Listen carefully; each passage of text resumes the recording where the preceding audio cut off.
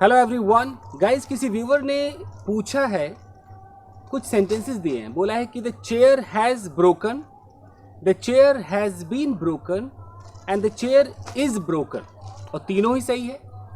तो मुझे लगता है वो जानना चाह रहे हैं कि ये इस तरह से क्यों, मतलब इसका मतलब क्या, शायद ऐसा वो जानना चाह रहे हैं। तो सबसे पहले गाइज, अगर आप बात करते हैं the chair has broken, correct ये भी है, बट ऐसा क्यों है उसके लिए आपको जानना होगा। जो वर्ब्स होते हैं गाइज, वर्ब्स एक्चुअली तीन काम करते हैं। एक होता है हैपनिंग वर्ब, एक होता है डूइंग वर्ब, और एक होता है स्टेट ऑफ बीइंग वाला। तो हैपनिंग का मतलब क्या है, जिसके अंदर सब्जेक्ट कुछ कर नहीं रहा है लेकिन सब्जेक्ट के साथ कुछ हो रहा है।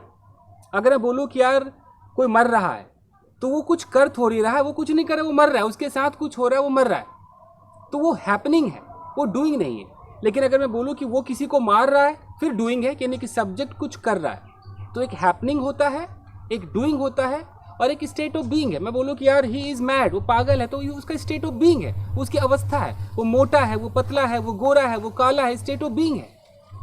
ये मैं इतना क्यों बोल रहा हूँ कि जो ब्रेक वर्ड है ना, ब्रेक, ब्रेक हैपनिंग भी है और डूइंग भी है। अब ये कुर्सी है, अगर मैं बोलूँ कि दिस चेयर ब्रोक येस्टरडे, ये कुर्सी कल टूट गई, तो इसको किसी ने तोड़ा नहीं, ये कुर्सी खुद ही टूट गई, यानी कि हैपनिंग इसके साथ ये हुआ। अब कैसे टूटा पता नहीं, बल्कि कुर्सी टूट गई भैया, दिस चेयर ब्रोक येस्टरडे। तो यहाँ पर ये सेंटेंस एकदम करेक्ट है। तो मैं प्रेजेंट परफेक्ट में अगर बोलूँगा कि दिस चेयर हैज़ ब्रोकन, यानी कि ये कुर्सी भैया अब टूट चुकी है, इसका मतलब है कि टूटने का काम इस कुर्सी के साथ हुआ, किसने किया पता नहीं, ये हैपनिंग है। इसमें कहीं पर ऐसा नहीं लग रहा है कि किसी डूअर ने इसको तोड़ दिया हो। दिस चेयर हैज़ ब्रोकन, ये कुर्सी टूट चुकी। तो ये बिल्कुल क्लियर हो चुका है, ये हैपनिंग में आ गया। अब आता है कि the chair has been broken, ये आपका पैसिव है, प्रेजेंट परफेक्ट का पैसिव है, और यहाँ पर वाकई ही इस काम को किया गया है किसी के द्वारा। तो ब्रेक का मतलब टूटना, यानी कि अपने आप टूटे, और ब्रेक का मतलब तोड़ना, यानी कि डूअर करेगा उसको।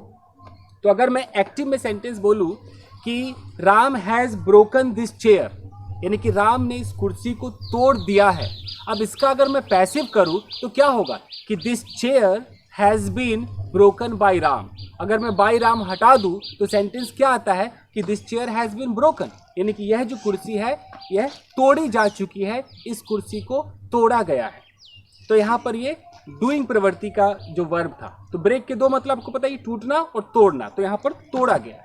क्लियर हो गया ये भी। अब है कि द चेयर इज ब्रोकन। अब इज ब्रोकन काफी लोगों को कंफ्यूज्ड कर देगा। होता है क्या है गाइस, इज ब्रोकन। अब इस कुर्सी को मैं लेता हूं, देखिए आप इस कुर्सी को देख रहे हैं, इस वक्त इसकी अवस्था क्या है, ये कुर्सी टूटी हुई है। तो मुझे नहीं पता कि इस कुर्सी को किसने तोड़ा, मैं ये भी नहीं जानता हूं कि ये कुर्सी अपने आप टूट गई, मुझे ये भी नहीं बताना है। मैं यहाँ पर आया, मैं अभी यहाँ पर हूँ, अचानक मैं आया और मैंने कुर्सी को देखा और मैंने कहा अरे यार ये कुर्सी तो टूटी हुई है, मैं इस पर बैठूंगा नहीं। तो ये कुर्सी टूटी हुई है, यानी कि ये इस कुर्सी की अवस्था है, स्टेट ऑफ बीइंग है। इसके अंदर ना कोई डूइंग है ना कोई हैपनिंग है, ये एक अवस्था है। मैं इसको डिस्क्राइब कर रहा हूँ, एक एडजेक्टिव के रूप में ले रहा हूँ। तो कोई काम पहले से हुआ पड़ा है, वहाँ पर वर्ब थर्ड लगता है, वो एडजेक्टिव का काम करता है। तो यहाँ पर ब्रोकन होगा, दिस चेयर इज ब्रोकन, यानी कि यह कुर्सी टूटी हुई है। अगर बोलूँ कि दिस चेयर इज अट्रैक्टिव, यह कुर्सी अट्रैक्टिव है, यानी कि इसकी अवस्था है। दिस चेयर इज ओल्ड, यह कुर्सी पुरानी है, यह इसकी अवस्था है। Similarly this chair is broken, यह कुर्सी टूटी हुई है, यह इसकी अवस्था है। तो ना यहाँ पर हैपनिंग दिखा रहा हूँ, ना यहाँ पर डूइंग दिखा रहा हूँ, यहाँ पर मैं स्टेट ऑफ बीइंग दिखा रहा हूँ कि ये इसकी अवस्था है। अब अगर मैं प्रेजेंट इंडेफिनिट का पैसिव यूज करूँ, मैं बोलूँ यार इस कुर्सी को ना भैया रोज तोड़ा जाता है, तो भी यहाँ पर होगा कि this chair is broken every day daily. तो जो सेंटेंस है ना कि चेयर इज ब्रोकन, ये दो मीनिंग कन्वे करता है। एक प्रेजेंट इंडेफिनिट का पैसिव कि कोई काम किया जाता है, और एक स्टेट ऑफ बीइंग कि यह कुर्सी भैया टूटी हुई है, दिस चेयर इज ब्रोकन। तो ये सेंटेंस बोलने से समझ में आएगा ना। अगर कोई बंदा कह रहा है दिस चेयर इज ब्रोकन, तो ऐसा क्यों बोलेगा कि इस कुर्सी को रोज तोड़ा जाता है, अजीब सा है ना। उसने तो देखा इसकी अवस्था ब्रोकन है, उसने बोला दिस चेयर इज ब्रोकन। तो अब समझ में आ रहा है। तो जिन्होंने पूछा है कि the chair has broken, the chair has been broken and the chair is broken, वो बिल्कुल समझ चुके होंगे कि क्या मतलब होता है। तो बस आज के लिए इतना ही दोस्तों, मिलते हैं अगले वीडियो में। Till then take care, keep practicing and have fun. Thank you guys.